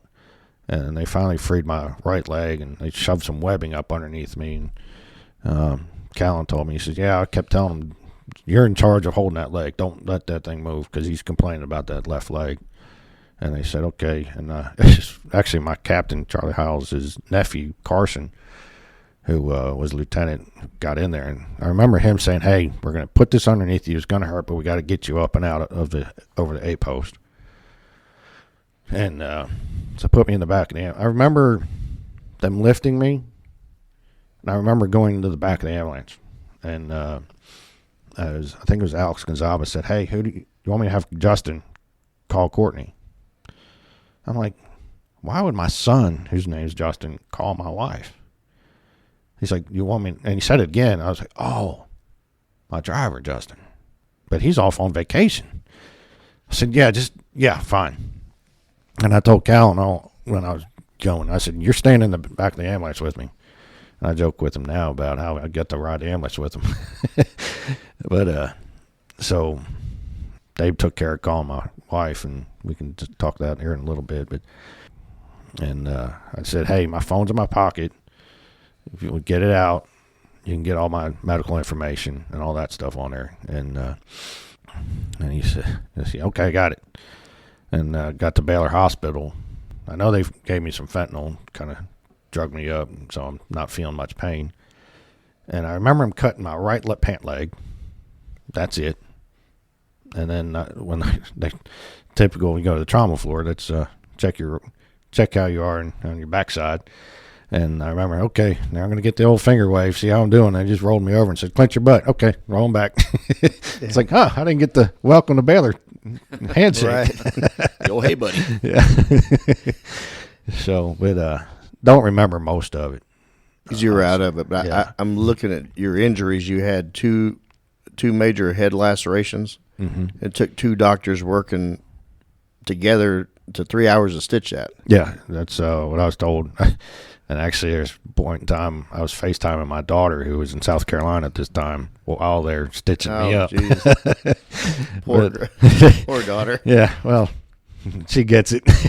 She's trying to get in something in the medical field a little bit. But yeah, I had two major lacerations when I was up in the ICU floor. That's when they started stitching me up. Took about 3 hours. You had a very broken body. I mean, it was you had grade 4 tear to our vertebral artery. Says it's significant because the left one doesn't attach to the basilar artery. Yeah, so I had a stroke in 2016. Okay.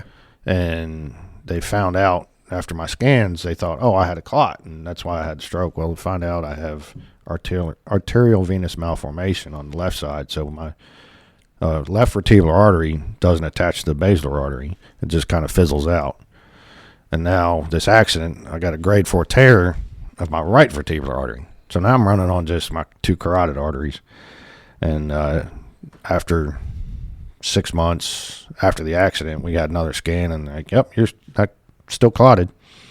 And finally got released from that doctor a few months ago. But she said, yeah, you're just going to live like that. And until you have symptoms, there's no need for you to keep coming back to me. So got released from her. And so, yeah, it's a little significant when I've got 2 arteries feeding my brain now. Yeah. So it's really not that important. No, not at all. So you got your spine is beat to hell. Yeah, so I have initially I had a epidural hematoma from C3 to T2, and with that, they found later I also had a fracture of the C7 transverse process, which is on your spine, the bones that kind of stick out to the side, the pokey ones. Yeah. So had that, and since then. I've had a neck fusion of C5, 6, and 7. I see your beautiful scar there, just like I got right here. Yeah, I got a nice scar and a little spot underneath from the drainage too. But that was a little sketchy going to that surgery. I was told the surgeon, I said, I'm real nervous about this because you're going to go in there and take my throat and my esophagus and all that and shift it to one side. And you're going to take the artery, one of the 2 good ones I have left, and shift it to the other side. He said, we're going to be fine. I deal with people a whole lot worse. I'm like, okay. Prove it. You're like, all right, hero. Here I am. Yeah, that's kind of the way I was. Prove it. Okay, I'll trust you, but I don't. But yeah. So that was a little scary when he's like, I'm going to move this one good one away and leave you with one still functioning fine. And you got your finger smashed. Your knees are you're torn. So I had fractures to my left pinky and middle finger and ring finger on my left hand, and then also had tore my left PCL, which the surgeon, I mean, the practice that we go to with Dallas and Pete and the fire and PD for the orthopedics, amazing practice. Can you say the name? Yeah, Texas Sports Medicine. Okay. Yeah, so amazing from top down. I was getting phone calls from their staff because being workman's comp, okay, I got out of the hospital, and Baylor did all the referrals, and the referrals had to Baylor doctors, but workman's comp doesn't deal with Baylor doctors outside, and so we had to go to Care Now of all places. We're like, really? Rehab, 2 weeks. I gotta go to Baylor. I had to go to Care Now to get referrals, and then they did great. I think it was a PA walks in and says, I know you're here just for referrals. I'm like, yes, because I was not happy. My wife was not happy. She's like, really? We got to go to Care Now. You just got out of the hospital, the ICU, and we got to go here. So, okay. Courtney, I don't blame you. It's part of the game, I guess. But so she's like, gave me all the referrals and started going to doctors. But Texas Sports Medicine, they were calling and setting up appointments before we even got approved to go see them. So they were on top of it. And, hey, you're going to go see a hand doctor. You're going to see a shoulder doctor. You're going to go see the knee doctor. And so. These are all the same guys that work on the Stars and the Rangers and the Cowboys too, right? I know the knee doctor, Dr. Sorial, he was the Mavericks team doctor for a while. So, yeah, they work on plenty of professional athletes. They've done a few knees. Yeah, quite a few. High-profile knees. Yeah, high profile, a lot of things. Yeah, exactly. A lot of yeah. If you got a doctor that's working on those folks, you know that you're in good hands. Yeah. So how far was the fall? We fell about 35 feet, 35 feet, I believe. You know, I keep thinking about that 18 seconds, and it just things lined up. Everything was tragic, but things lined up to make it turn out the way it turned out, in some ways for the better. Yeah. I'll say this. God had his hand in this from the beginning. From the point that I woke up, even Macklemore said he got to the firehouse early. Guy Sonny Gilcrease showed up in dispatch early, and he walked in, saw what's going on, and he went straight to our Channel 1, which is the fire channel, and he was typing while Kristen McKinney, all she did was talk. She was talking, he was typing. Just people were in the right place at the right time. I mean, even getting there, being delayed with Corbin, slightly delayed, taking her time going down the road. The train has already gone through. People in the right place at the right time. It's Not taking your seatbelt off. Yeah, not taking my seatbelt off. All of us had our seatbelt on. And, you said something before we sit down and record about you go out and you talk to the rookie classes and the academies now, and you hammer home the point of wearing seatbelt. Yes. So I work at I haven't worked in almost a year. Yeah, probably over a year actually, at College Fire Academy. I work up there part-time, and I ended up having a full-time, part-time job because I was over logistics and fleet along with some teaching. But I'll go up there and talk to the rookies classes or the driver-operator class. Like, hey, guys, number one, wear your seatbelt. I mean, let alone it's a state law, but pretty sure it's a department policy. If it's not, that's kind of odd that you wear your seatbelt.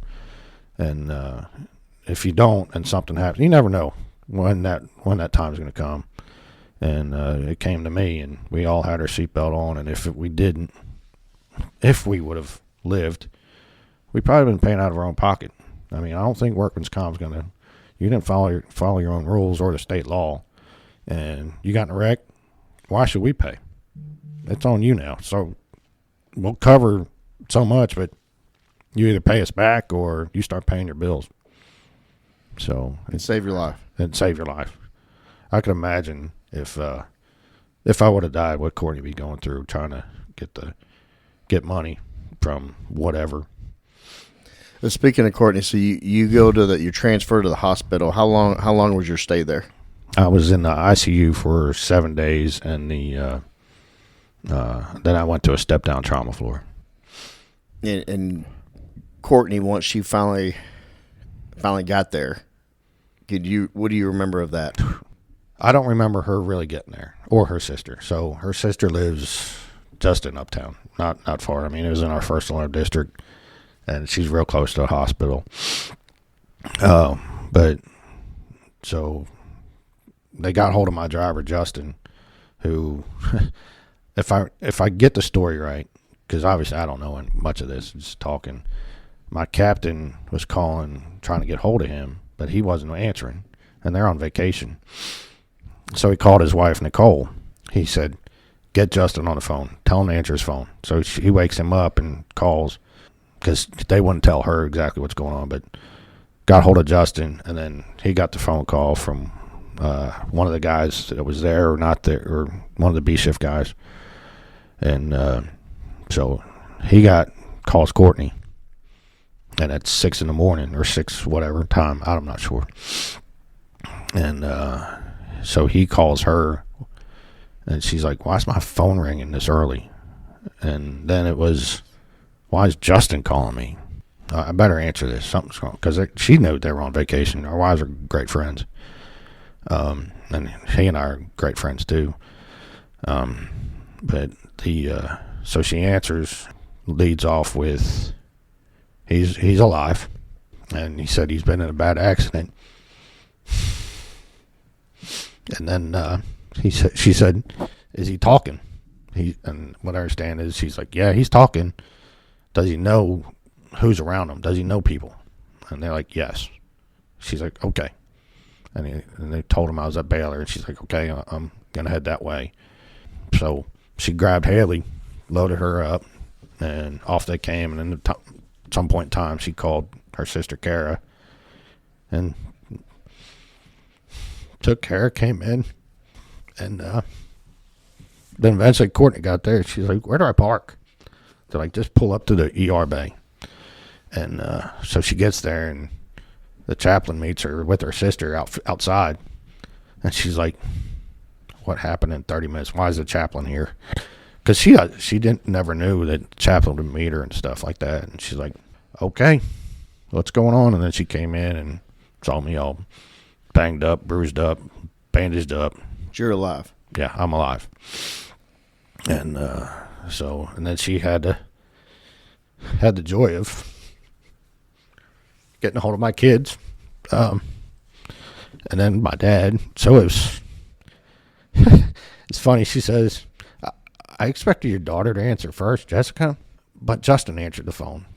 I figured I'd be calling him for a few hours. So she gets hold of Justin, tells him, and then finally gets hold of my daughter, Jessica, who's in South Carolina. My son lives in Prosper with his mom. And then eventually she gets hold of my dad and tells him what's going on. So, but come to find out, word of this accident spread across the country fast. Oh, it was major news. Yeah. I mean, you got a fire truck falling that far in Dallas, which is a major city. Yeah, so it's a big deal. They made it down South Texas pretty quick. I know the chief there in San Marcos, and then one of my freshman year college roommate, he's a chief in D.C., and I have a cousin there. They both found out pretty quick, too, and I think it's also the D.C. ties with my dad. But word traveled fast. I mean, I ran into a Plano fireman one day, and he says, yeah, I was in San Diego that morning. And they said, did you hear about this? And it was like 7, 8 o'clock their time. And so a few hours behind us, but word traveled fast. And so Courtney got down to the hospital, and there I was getting more tests and whatever they were doing to me. I don't know. Why do you find this difficult to talk about, out of all things? It's the fact of, why am I here? Honestly, I struggle sometimes with, I don't want to say survivor's guilt, because we know, hey, why am I here, not this guy kind of thing. Right. You see that more in military, but it's, why did I live? That's a struggle. Why was I spared when I shouldn't? I mean, even when you look at the injuries I had grade 4 tear of a right vertebral artery. I have injuries at the C3, C4 level, and the C4 nerve root runs in your shoulder area, your back, but also kind of affects your heart. So, and now I'm running on 2 arteries in my brain. So I've noticed some things with that, why the back of my brain, I mean, my vision kind of went off a little bit. So, wear glasses more now than I used to. And so, yeah, I struggle with why am I still here? You're supposed to still be here. God's got a plan for me. Obviously, right? There's something you're supposed to be here for. Yeah, so yeah. Take solace in that. Oh yeah. So it's a gift. Mm-hmm. It's a gift and a new lease. Yeah. It really is. So we joke around of I'm on life 5 now. Yeah. So more to go.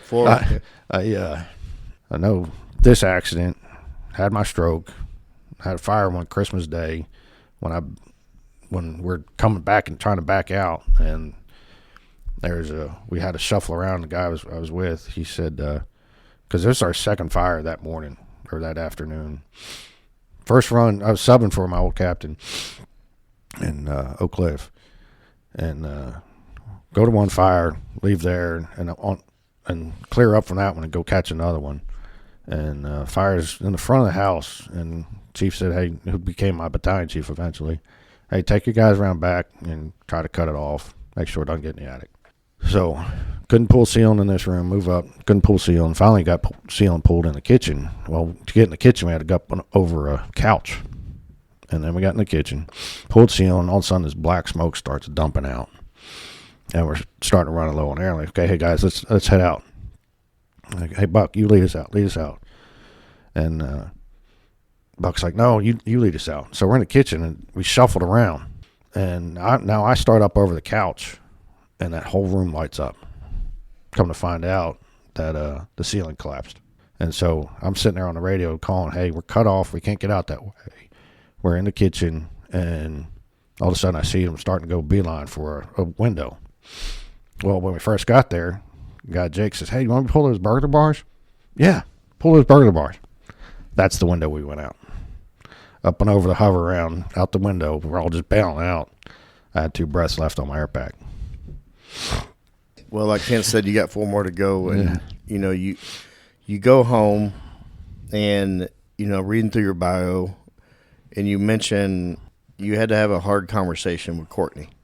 Yeah, so Talk about after being in the hospital, get home, and I got the collar on my neck, got a walker, and it was, I don't know, a week or so after being home, it was, because I couldn't do anything. I went from, hey, I can do everything. I cook, I clean, I do whatever. I mean, no issues, to here I am just sitting around. And that really starts to get to you. And you realize that I'm a burden to her and everybody. And eventually I had to sit and talk with her. I had to get it out, because the one thing I've learned is you keep things in your relationship, it's going to blow up later. So I forget. We're sitting. Had to be. I would like to think it was the following weekend. I don't remember. But I said, I need to talk. I said, right now, I said, in this moment, I feel you would be better off if I would have died in that accident. I said, not long term, but right now in this moment, because you have to do everything for me. You have to wake up, help me take a shower, because I couldn't even shower by myself. I mean, I'd take one collar off, put the shower collar on, couldn't really raise my right arm, had to use a walker to get around.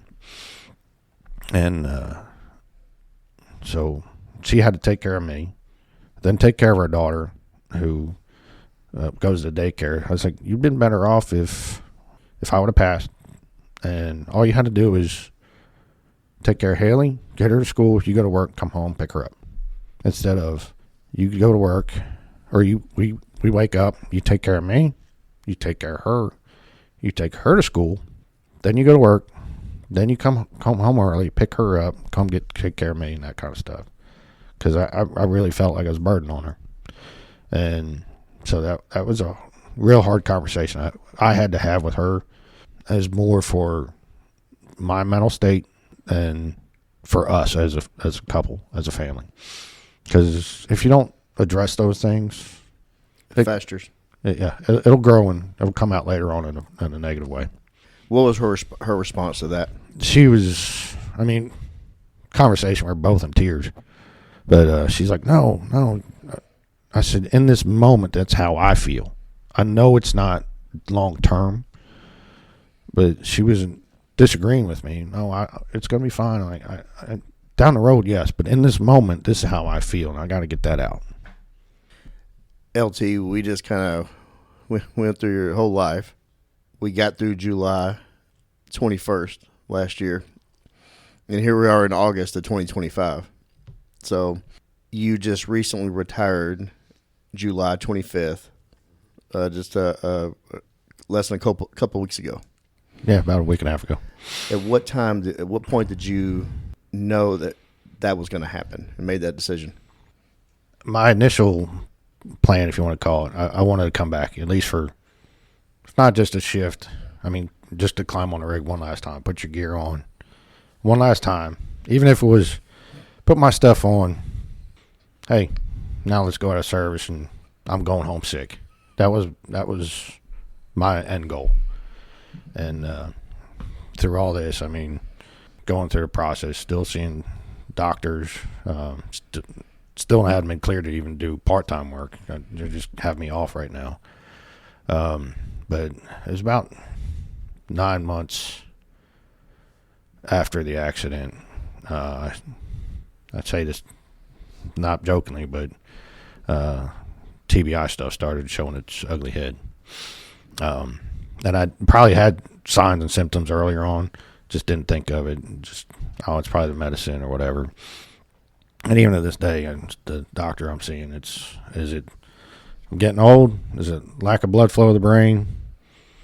Is it medicine I'm on? Or do I actually have something going on? So I had a lot of prayers, counsel, and conversations. So I see a Jedi in my counselor. I call him a Jedi because he does some mind tricks that you're just talking to him, and he's like, and he'll give you some advice or something. You don't even realize it's just in conversation until you leave. You're like, that's sorry, sucker.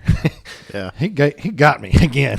He gave me homework, and he's not one of those, hey, go home and do this. He's we just talk and have a conversation. And we started the conversation, and after the third month, because I go about once a month now, because he reached out to me. He said, I broke all counselor code when I heard about your accident, and I reached out to you. And he's like, okay, let's get you in. We're going to talk. And so it was about 3 months of us starting to talk, retire or not, what do we got?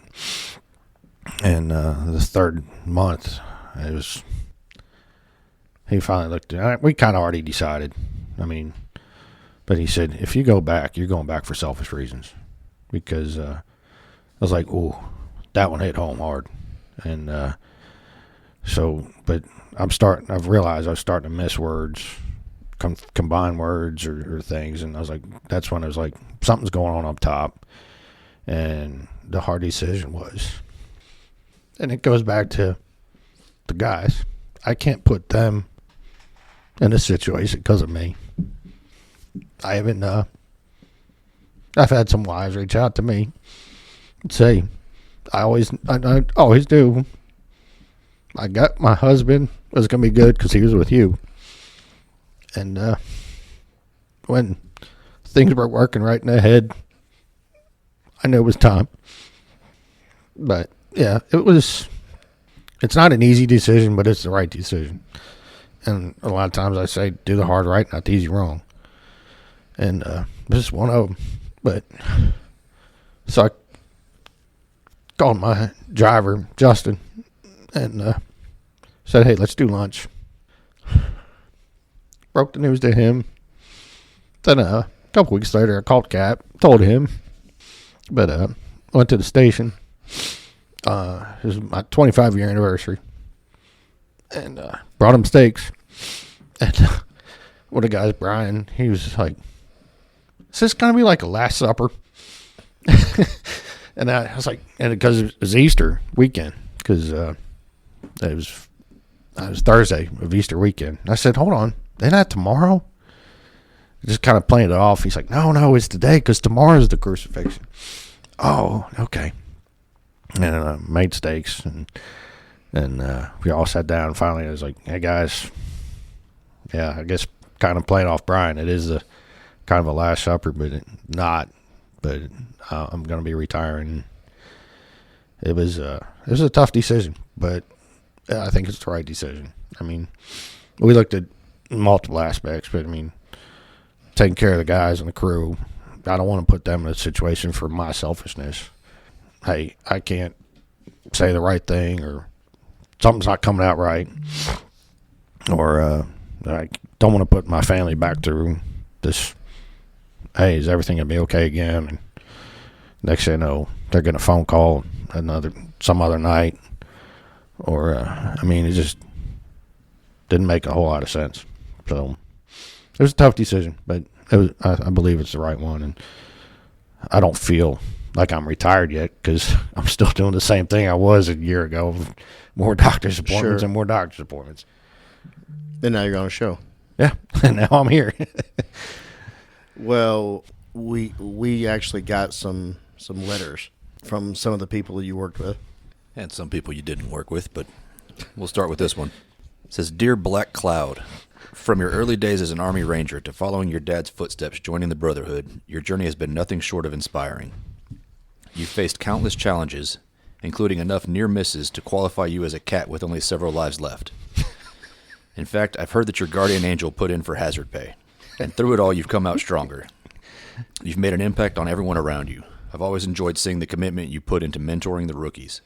We've had so many conversations about preserving the fire culture, and I know you're still carrying on with that concern as you continue to mentor students out at the college.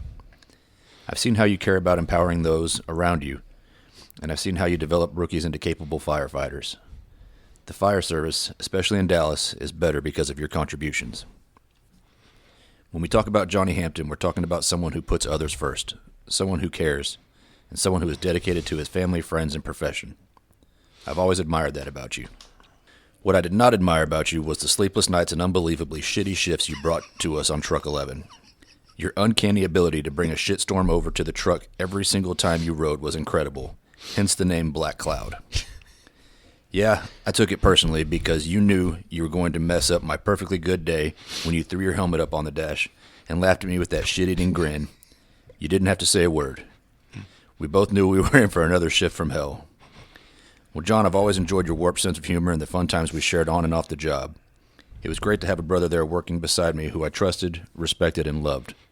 From one retired guy to another, congratulations on a job well done and a retirement well deserved. That's Park Mains. I figured that was Park. We got a few more. Congratulations on your retirement, Lieutenant Hampton. While I didn't have the chance to work closely with you, your reputation and the respect you've earned speak volumes. Thank you for 25 years of dedicated service, sacrifice, and leadership. You left a mark far beyond calls, runs, or years served. Your impact is measured in the lives you've influenced and the standard you set. Those fortunate enough to serve alongside you didn't just become better firefighters, they became better people. Wishing you all the best in your next chapter. You've more than earned it. Casey Ellsworth. As a young man, getting onto the Dallas Fire Department was nerve-wracking. I wanted to be solid, squared away, a true asset to whatever crew I was placed with coming out of rookie school. So day one, I walked into 11s with nervous anticipation, only to be met by Lieutenant John Hampton, a man of steel, locked in but approachable. I could tell he meant business, but he carried himself in a way that drew everyone around him in. He was eager to teach, eager to share any wisdom he had, eager to help. I quickly learned he was going to be an officer that wouldn't ask me to do anything that he wasn't going to do himself. Right alongside me, he is someone you want to make proud, someone you don't want to let down, not because he demands it of you, but because he deserves it. He deserves your best efforts. He deserves your 110%. Why? Because that is what he is going to give you. Each and every day, I had an honor and privilege of getting to work my first shift ever on the Dallas Fire Department under Lieutenant John Hampton's leadership. Then I was fortunate enough to get to work for him for another 4+ years. Later, I transferred and was lucky enough to get promoted a few times to only get sent right back to where it all started, Station 11. Now, as a lieutenant myself, I had the honor of getting to be relieved each shift morning by Lieutenant Hampton. Although I have a different title now and a little more time on than when I first walked in the back door of the 11s, nothing has changed. I still seek out this man each morning for advice and wisdom on certain scenarios, calls we had, and how he would run them. What he thought about this technique or this hose lay. I hold Lieutenant Hampton in the highest regard, not only as a shift coming out of rookie school, and that I was blessed with the opportunity to get to work under his leadership. Lieutenant Hampton, you mean more to me than you will ever know. Love ya, sucker. You will always be Lieutenant Hampton to me, Kalachi. No, listener, I did not change my voice. That is Sasha Kim sitting in to help us with these letters. Sasha, can you get this next one? Yes. Lieutenant Hampton is a man of few words. When you see him smile, it makes you smile. Maybe the best way to describe him is words require interpretation, deeds do not. In the New Testament, Paul told Titus, by our action, how we live and what we do, we can adorn the doctrine of Christ. Visible acts of faith. The most I have ever heard Lieutenant speak was when I received by text from him his testimony at his Church of God's work in his life on the day of the accident and since. Lieutenant Johnny knows his life experience, good and bad, can be used to help others. I expect he will be one of the first firefighters there, active or retired, to help should a Dallas fire be injured. Congratulations, Lieutenant Hampton, on your retirement. Your coming years will be filled with walking with God in service and ministry to your family and others. Elaine Maddox. Our paths crossed at Station 11 in 2011. Coincidentally, this was the same time the labels disappeared from my canned goods while I was preparing meals for the day. Strange, I would say. That one got me. We quickly became friends during that time. We would often discuss work, family, and various other things. The one thing that was always present was your love for family. You ended up being promoted to the rank of lieutenant a few years later. That's where you truly shined. You exhibited true leadership. Qualities like integrity, adaptability, humility, accountability, self-awareness, and the ability to motivate and inspire others was always a constant. Your calculating and decisive decision-making made it easy for others to follow you. You were always poised and calm during the most critical incidents. You mentored countless new firefighters throughout your career, leaving an indelible impression on every one of them. But resilience stood out the most to me. John, you conquered whatever came your way. We all knew it. We dubbed it Hampstrong. John, we're all better for knowing you. Because of you, we strive to be better firefighters, better officers, and better humans. Job well done, brother. Your friend, Lieutenant Ladd Smith. You've mentioned that name. Yeah. He's a good mentor. We'll see if you get this one. Hamp, what is there to say? Thought he could fly, but found out gravity still works. This guy is a no-nonsense, tough as nails man's man. Since I met you, I gravitated to your style. You have made an impact on me and many others. You mentored guys by telling experiences good and bad. Therefore, you're leaving it better than you found it. Hamp, love you, brother. Johnny Sanchez. Dear Johnny, I don't even know where to begin other than to say I'm so incredibly proud to be your wife. A fire wife. I vividly remember when we first started dating and you asked me if I could handle being with a fireman, and I said, I don't know, never dated one, so I guess we will find out. And what does that even mean? And boy, did I find out. The good, the bad, and the ugly, as we said in our wedding vows, for better or for worse. While I wasn't around at the beginning of your 25-year career with the Dallas Fire Department, I'm sure glad I got to experience the last 8 of them with you. My favorite part of watching you serve as a fireman is that you challenge so many others to be better versions of themselves, to constantly learn, teach, and to do the hard things right.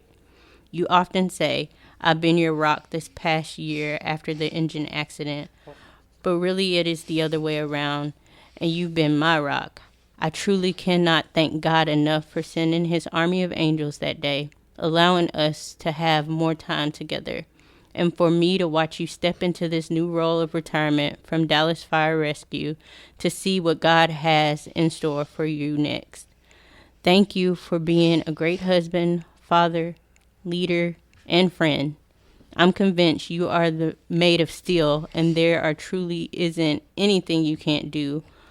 Well, except for no more jumping from airplanes or helicopters or trying to fly off bridges. The Dallas Fire Department was extremely lucky to have you on their team. Retirement isn't goodbye forever, as the brotherhood and all the friends and family that you, actually we, have gained will continue with us into the next phase of life. I love you with all my heart. Courtney.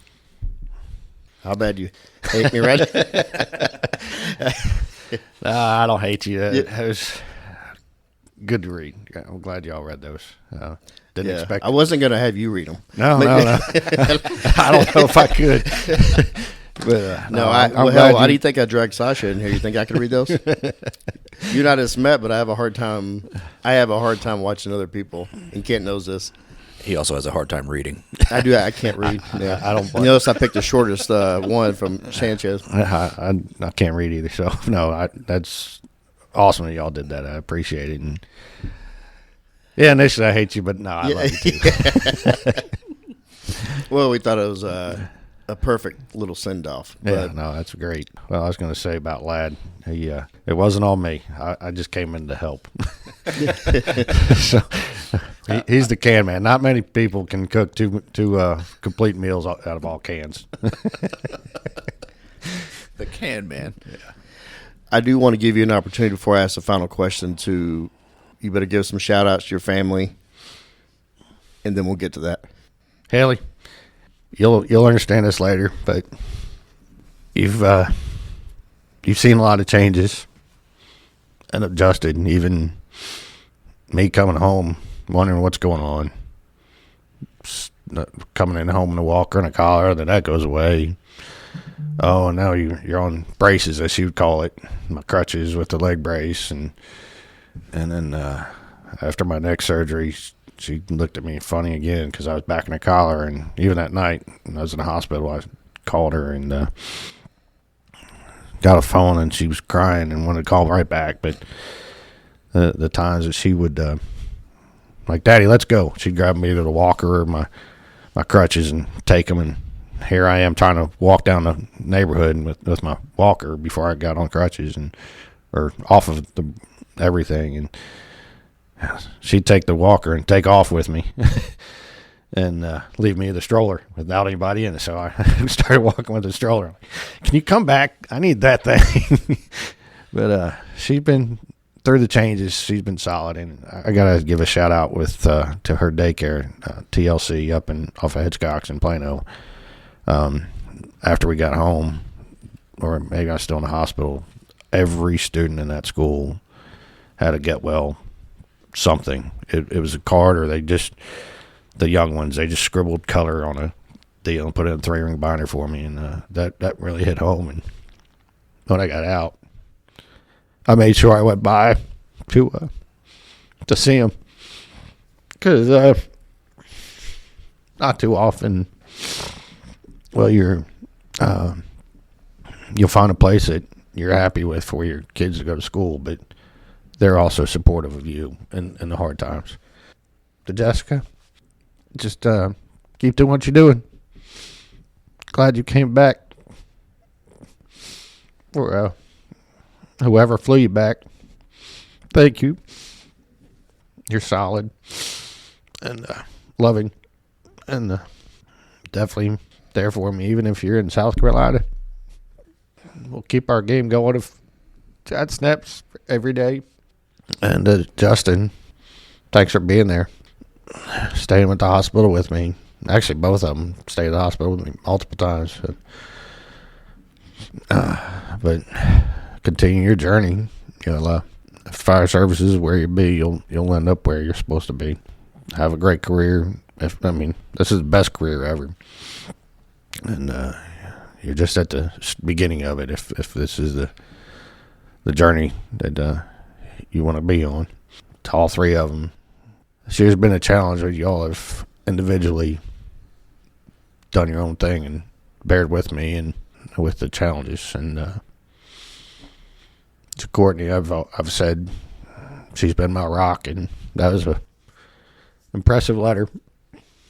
I do remember that conversation early on of, can you handle being with a fireman? And she's proved it, definitely. So the long nights, getting the mandatory Christmas Eve, and just that's the way it is. And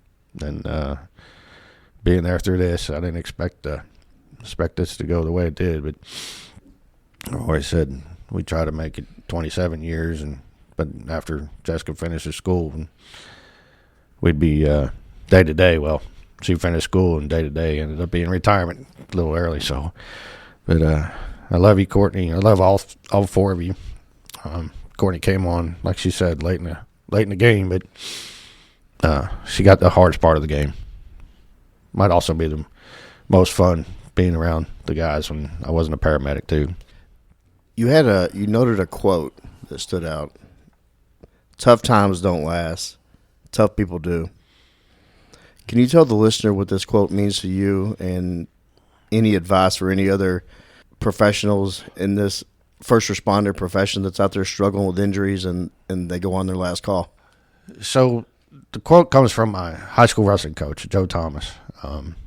He had it up on the wall in the wrestling room, and then might even been my senior year, we put it on our T-shirts of "Tough times don't last, tough people do." Because when you're wrestling, things get really miserable, especially if you're losing weight, and that's sometimes you don't want to be around guys when they're losing that much weight.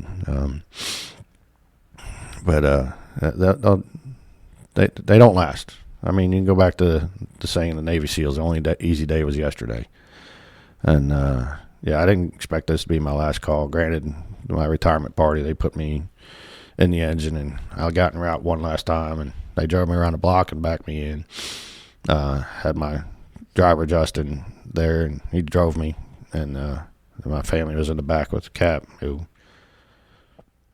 we spent 13 plus years together, somewhere around there, between South Dallas and South Station 11. But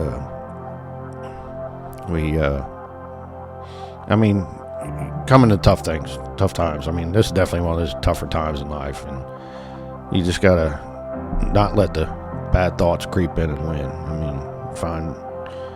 mean, you got to be stronger than that. I mean, yeah, they'll creep in, and like I said, I get the survivor's guilt sometimes, and some days I just, sorry to say this, Courtney, but there's been times I'm like, why am I here?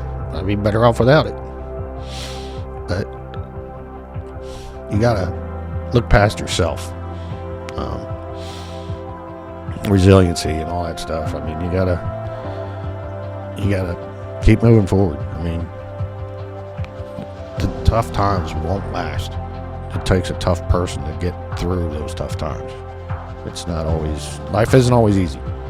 It's not going to be easy, and you got to toughen up and not callous yourself, really. But it even comes down to, hey, sometimes the hardest part of I'm going through a tough time is finding somebody to talk to. That shows how tough you are. I'm gonna go talk to somebody. I'm struggling with this, and I don't want to go down this road of drug abuse, alcohol abuse, or suicide. It takes a tougher person to say, I got a problem. Let me go get some counsel. Let me go make a phone call, whatever I got to do to get me out of whatever this tough situation is. Yeah, tough times don't last. Tough people do. Hey brother, hey sister, I'll never give up on you. Hey Mrs., hey mister, I'll see this all the way through. No matter how far the sun and the moon, I'll never give up on you. Down when you're lonely, I'll pull you up. Life leaves you heavy when the going gets tough. I'll be your shoulder, together we'll run up from the bottom, yeah, we'll rise above. Hey brother, hey sister, I'll never give up on you. Hey Mrs., hey mister, I'll see this all the way through. No matter how far the sun and the moon, I'll never give up on you.